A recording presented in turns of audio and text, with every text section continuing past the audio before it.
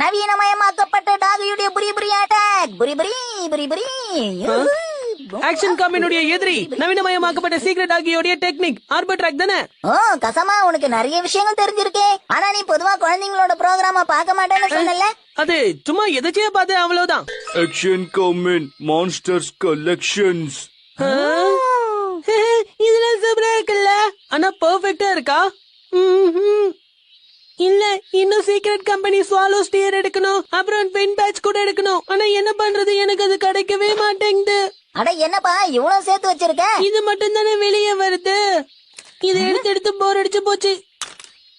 திரும்ப திரும்ப இதே பொம்மை எனக்கு வேண்டாம். அப்படின்னா இது ஓகேவான்னு பாரு. நவீனமயமாக்கப்பட்ட ஹார்ஸ் டாகி. என்ன பார்ட் எல்லாம்